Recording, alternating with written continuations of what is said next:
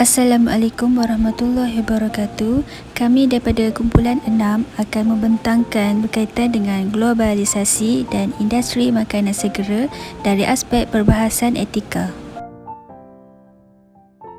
Makanan segera ataupun fast food seakan tidak dapat dipisahkan dengan rakyat Malaysia.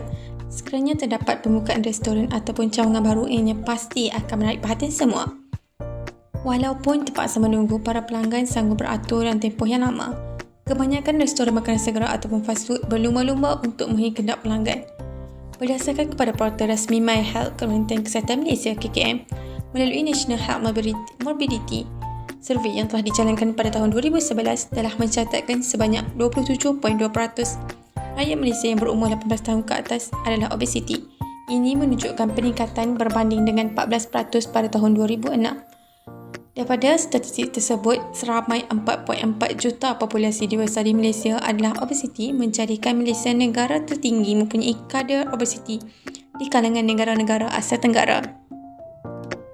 Yang pertama adalah pemasaran makanan segera. Pemasaran merupakan proses memperkenalkan produk atau perkhidmatan kepada pengguna yang berpotensi. Tujuan utamanya adalah untuk memaksimumkan keuntungan dan ianya terbagi kepada dua, pemasaran inbound dan pemasaran outbound. Peniaga sanggup memperuntukkan sejumlah besar perbelanjaan semata-mata untuk tujuan periklanan. Hal ini kerana iklan dapat menyebarkan maklumat mengenai kewujudan, kelebihan, keistimewaan, harga dan sebagainya mengenai sesuatu barang. Iklan yang paling kerap ditayangkan di televisyen di negara kita ialah makanan segera. Syarikat makanan segera sentiasa memperkenalkan menu baru untuk menarik minat orang ramai. Pelanggan yang paling berpotensi adalah kanak-kanak dan golongan muda.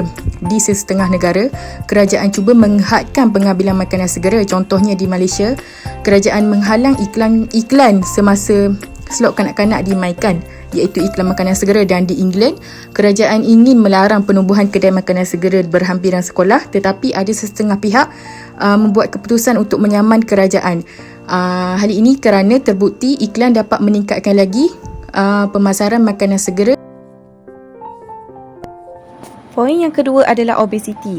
Obesiti merupakan suatu penyakit yang kompleks di mana terdapatnya pengumpulan lemak yang berlebihan pada tubuh dan menyebabkan seseorang itu mengalami berat badan yang berlebihan yang membawa kepada implikasi dari sudut kesihatan dan psikologi. Obesiti memberi kesan kepada kesihatan tubuh badan berpunca daripada pemakanan yang tidak seimbang seperti makanan segera, kerana ia mempunyai kalori yang tinggi, juga kandungan lemak yang tebal yang boleh menyebabkan saluran darah tersumbat dalam organ tubuh badan kita. Namun begitu, bukanlah makanan segera ini perlu dielakkan sepenuhnya, namun pengambilannya perlu dikurangkan bagi mengelakkan ia menjadi kebiasaan pada masa akan datang. Oleh itu, antara cara untuk mengelakkan obesiti berlaku kepada diri sendiri adalah perlu makan makanan yang seimbang yang mempunyai karbohidrat, protein, lemak dan serat yang perlu ada dalam pemakanan kita seharian, selain hanya minum air secukupnya. Yang seterusnya ialah penebangan hutan. Penebangan hutan ialah aktiviti mengalihkan pokok dari hutan atau tanah lain secara besar-besaran untuk memudahkan aktiviti manusia. Peningkatan dalam industri makanan segera boleh dikaitkan dengan peningkatan penebangan hutan kerana kawasan pokok digunakan sebagai kawasan peternakan lembu, memandangkan produk makanan segera menggunakan banyak daging seperti burger dan nugget. McDonald's telah dikritik kerana mempunyai pengaruh buruk terhadap alam sekitar. Dalam penyediaan daging untuk makanannya, McDonald's secara tidak langsung menyebabkan penebangan hutan dalam hutan hujan tropika dan pelepasan gas rumah hijau. Kesimpulannya, penebangan hutan secara terbuka harus diatasi dengan segera.